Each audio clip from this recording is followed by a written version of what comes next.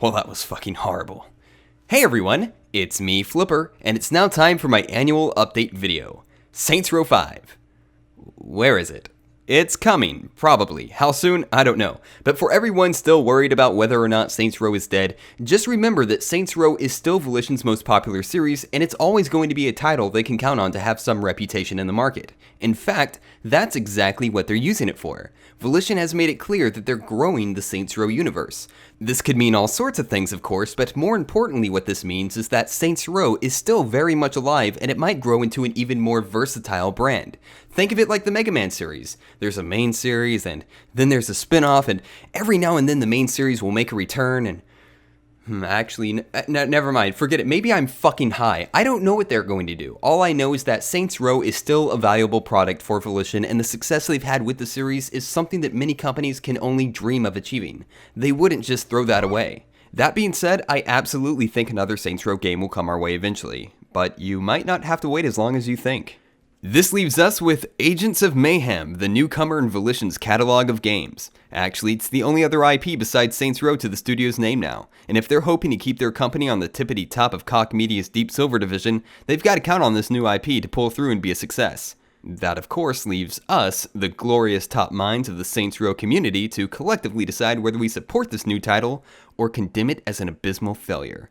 We might be the 1%, but we're the 1% that matters. So let's take another look at Agents of Mayhem and find out what this game has going on for it. The defining gameplay features so far seem to gravitate around the amount of playable characters there are. There's 12 playable agents in total, and each of these characters has their own weapons and abilities that complement the themes and personalities of the characters. Since the game's debut at E3 last year, we've only ever seen about 4 or 5 of these characters, but with the Deep Silver event last week and the official trailer today, we finally see the characters in all their glory. Now, something important I should note here is that there's no character creator in this game, nor does there seem to be a leading protagonist, but in place of all that is your ability to assemble a personal squad of 3 agents to go out and fight with.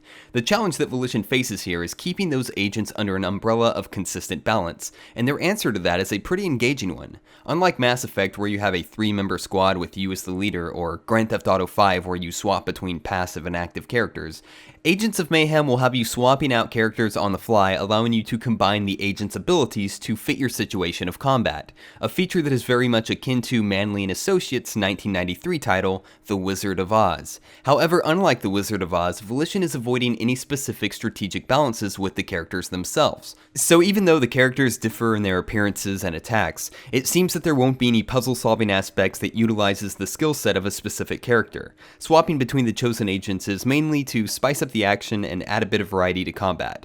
That being said, there appears to be some strategic elements involved with this, like how you can stun an enemy with Fortune's ability and then finish them off with a quick switch to hardtack. We don't have enough details as of yet, but I could see them adding character-specific challenges throughout the City of Soul, maybe as a way to encourage the player to try out all 12 agents. The various weapons and abilities these agents have are enticing enough to give each of them a try, but getting to know each agent intimately through their own little arc would be a great compromise to not having a grounded protagonist to connect with. Maybe this would work in a similar vein to Saints Row 4's loyalty missions, but hopefully a lot better. I'm sure they're going to incorporate ideas similar to this in one way or another, otherwise the appeal of having many characters to play as quickly becomes a matter of figuring out which 3 character combinations are the most OP and ignoring the rest. And that just points to a common issue I have with Volition games. Their character development is usually fucking horrible, and here we have a game with a spotlight on 12 main characters. I'm not sure they're capable of giving each character enough substance to make them worthwhile. I mean, sure, they're quirky and they spit out one-liners, but is that really as far as they want to go with it? The character bios on the AOM website doesn't offer much to answer this question. Rama has a purpose at least. She's an immunologist who wants to find a cure for the disease that plagues her country. This plays into her character theme of shooting poisonous arrows and plaguing people. Hardtack, Fortune, and Hollywood just seem to be in it for the hell of it while maintaining their own stereotypical themes. Unfortunately, with the launch of the new AOM website, character bios were completely abandoned, so now there's an even greater disconnection to who these agents really are. But on the plus side, the latest trailer foreshadows individual character trailers, and that sounds fucking awesome. I'm hoping those trailers explain who these characters are, what their individual purpose is, and what difference will they have on the world around them or even the main story. It would be incredibly disappointing if all these characters were just squeezed into the same cutscene role to fit the story. It comes off as a little too gimmicky for my taste, and I'd much rather just play as my own created character.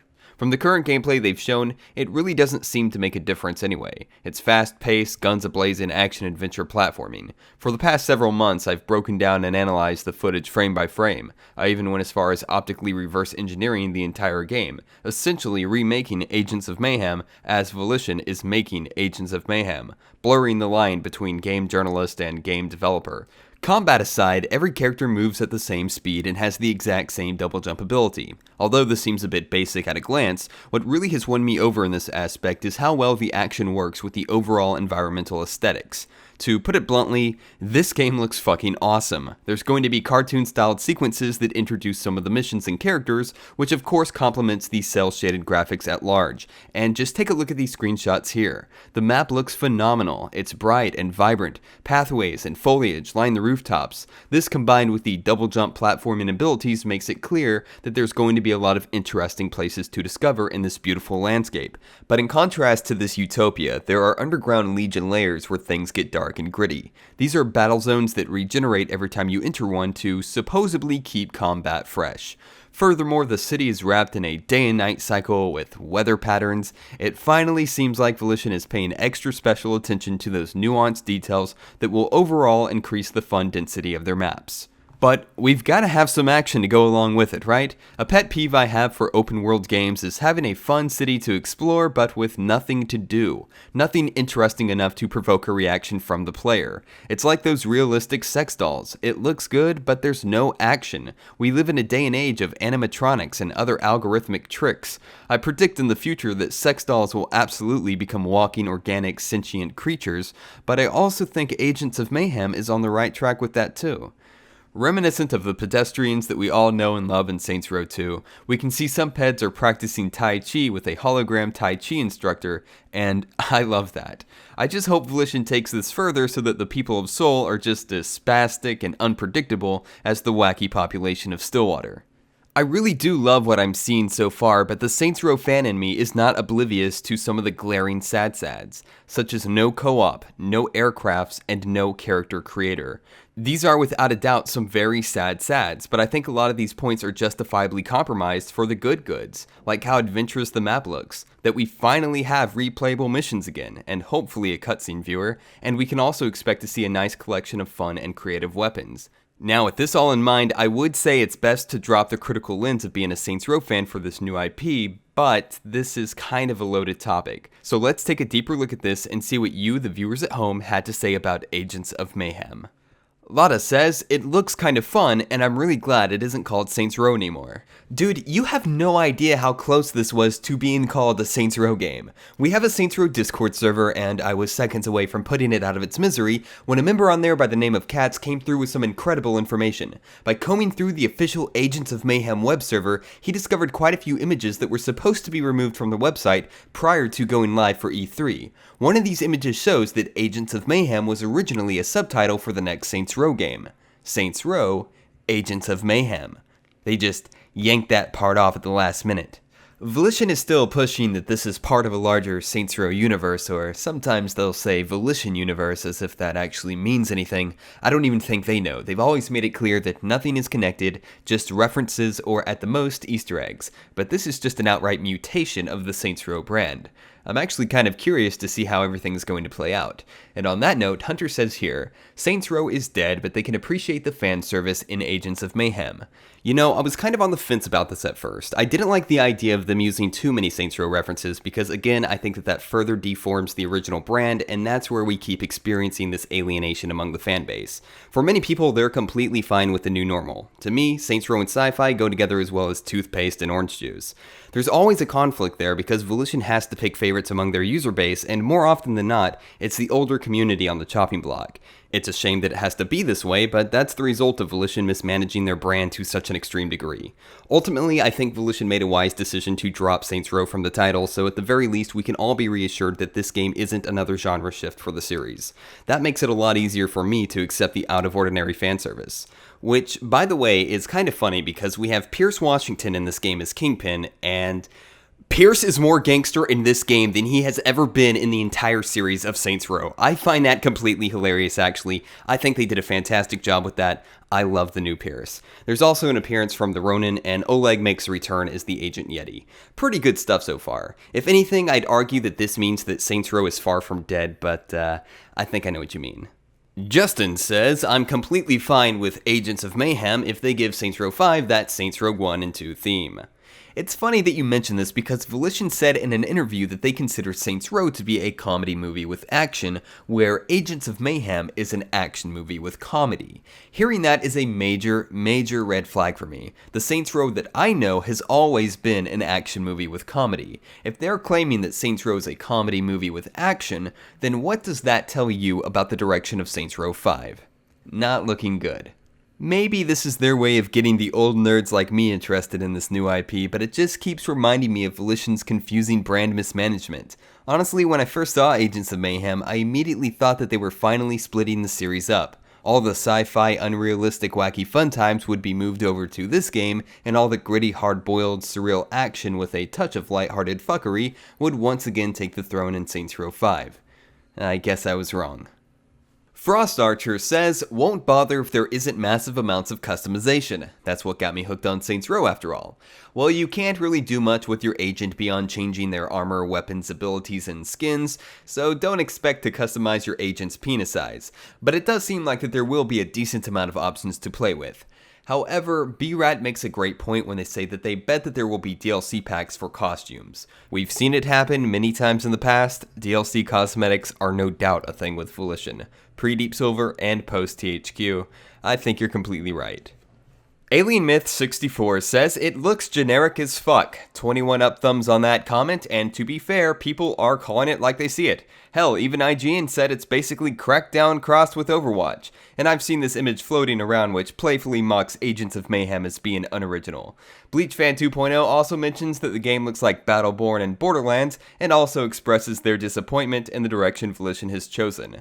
Personally, I'm getting some Super Time Force Ultra vibes from this game, but that's probably because of the cheesy 80s action cartoon parody. But you guys know that I hate terms like GTA clone, and innovation is frankly overrated. I'd much prefer a game that does something familiar but perfected than a game that tries out a new gimmick and sucks shit.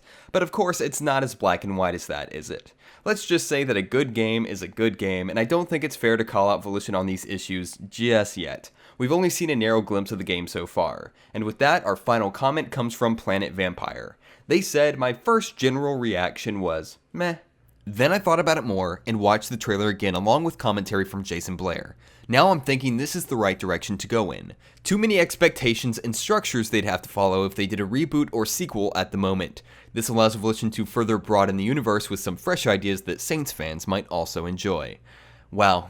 Took the words right out of my mouth. I agree with everything the Vampire website had to say. I wasn't really sure at first, but so far I'm really digging Agents of Mayhem, and I think focusing on a new IP rather than jumping into another Saints Row game right away was indeed for the best. To me, this game looks like they've taken all the great things about the previous Saints Row titles and just put them into a blender. To be fair, I've only seen maybe 15 minutes of the actual game, but my impression of those 15 minutes were very positive. I've already come to the conclusion that if you love Saints Row 3 and 4, this game is going to beat the absolute shit out of them. And if you love Saints Row 1 and 2, perhaps the map and activities will be enough to hold your interest until Doomsday approaches and you finally realize that they're never giving us our game back. Though I can understand why some people are hesitant to give this game a chance. People were expecting Saints Row 5 and instead got a game that's basically calling itself a Saints Row game without actually saying it. Really, it just confirms what many members in the community thought Saints Row 3, 4, and God Out of Hell were. Volition's own little way of saying, we don't really want to continue this whole savage gangster stuff, it's not our style. We want to do other things, but THQ is funding a Saints Row game, so here's some aliens and the earth has exploded. Oh, and by the way, Deep Silver paid a lot of money to own the rights of this brand, so we're going to try our hardest to put that brand on everything possible. You know, I actually don't necessarily agree that they need to broaden the universe. I think that's 100% marketing talk and complete bullshit spewing from their mouths anytime they mention it. How about a prequel? That'll expand the universe. Or no? No, you just want to expand the part of the universe that allows you to do a tie-in with this new brand you're trying to sell. Ah, I got you. The entire retcon ending that they're trying to base this extended universe on means that Saints Row never happened. All of this was for nothing because in this new established timeline, the Saints don't exist. The only thing that Volition has commented on is that, yes, it's connected, but not really. More like it's inspired by the retcon ending. Basically, only the convenient part, so the story might make a little more sense if they decide to do a complete tie-in for Saints Row 5. That's my interpretation anyway. But overthinking this game having an impact on the direction of Saints Row 5 aside, I think it looks like a pretty sexy game, and I'm looking forward to seeing more. It's definitely going to be on my watch list for 2017. Maybe in a couple of months I'll check back and see how progress has been, but until then, this has been your boy Flippy, signing out of the Agents of Mayhem Network. Oh God.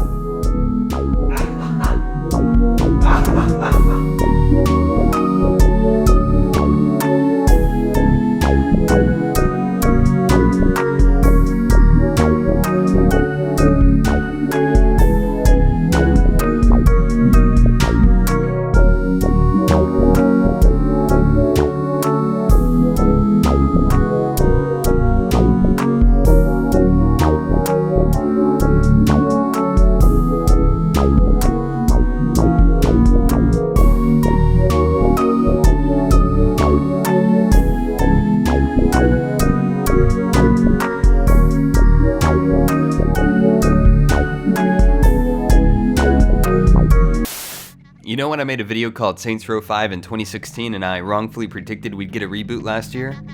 Yeah, well, I don't think I was wrong about that. Think about it. Crazy-ass president, protest, Mexicans. Now where have we seen that before? Of course there's no Saints Row 5, because we're living in Saints Row 5. As you get older, you quickly learn that there are only two types of people in this world. Race, money, gender, none of this matters.